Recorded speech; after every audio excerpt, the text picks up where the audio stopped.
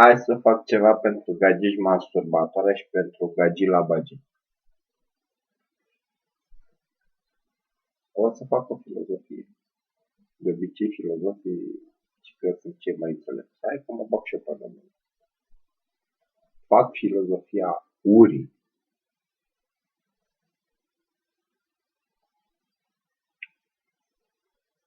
Ura e cel mai sincer sentiment.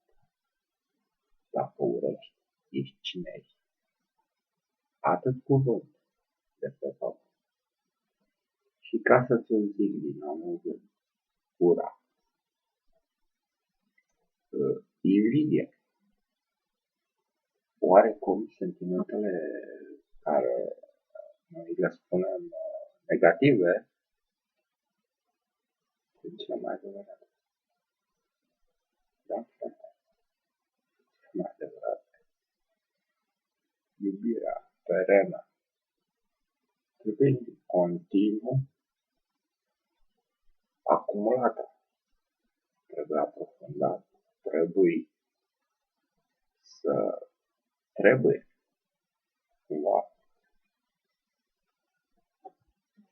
Chiar iubirea de Dumnezeu se vede la toți, chiar la și creștini și musulmani și oricare ar fi ei, trebuie să roage în continuu pentru iubire. Pe când ura vine de la sine, la tău sine. De ce oare? Pentru că n-ai împăcare. Pentru că ești oarecumva, ești atât în lumea asta. O lume plină de criminali. Dacă ți s-ar da șansa, dacă ai avea putere, tu, în mâna ta, cumva, să depindă altcineva de tine,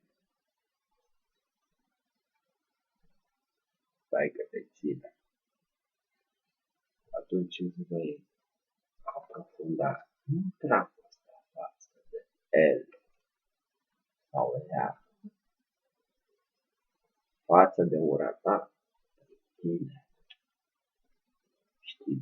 Știi bine. Normal că e bine pentru tine. De ce vreau eu să spun asta? Nu știu. Ce vreau să subliniez? Nu știu. Să reverberez sau un ecou. De ce? Deoarece.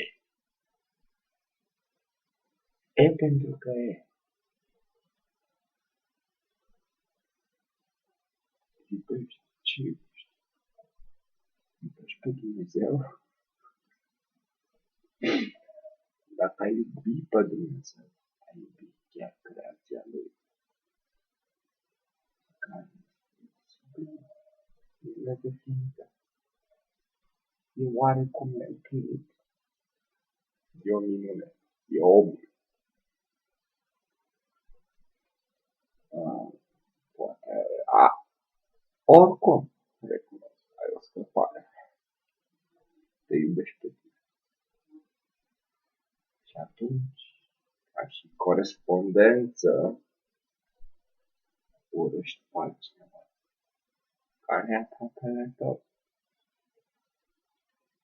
Ce te-a învățat pe tine Biblia? Biblica? Nu știu. Nu știu prea bine. Tu știi să studiezi. Studiază. Oricum ești ocupat cu studiat de Biblie. Ești ocupat cu mătării, cu cruci. Păi normal. Dacă ești ocupat cu cruci și cu credință, ai credința la Dumnezeu. Dar ce vrei de la Dumnezeu? Vrei să vină Iisus de acolo de sus, doar pentru tine, ca să fie bine. Nu ți-e bine? Sau poate alții. Oricum, totuși sunt alții. Tot timpul e alții. alții care am greșit. Greșiților noștri, nu știu, a greșit și pot au datorii. Pe tine nu vrei să, oricum, printre drumuri, voi, copii, răspundii, nu te interesează. Poate nici pe mine nu mă interesează. Poate și nici pe mine nu o să mă intereseze de tine. Când o să fii nevoie, ce o să faci? O să te cazi și te piși pe tine. Că ai niște nevoi. Și atunci voi veni la tine și te voi mângâia.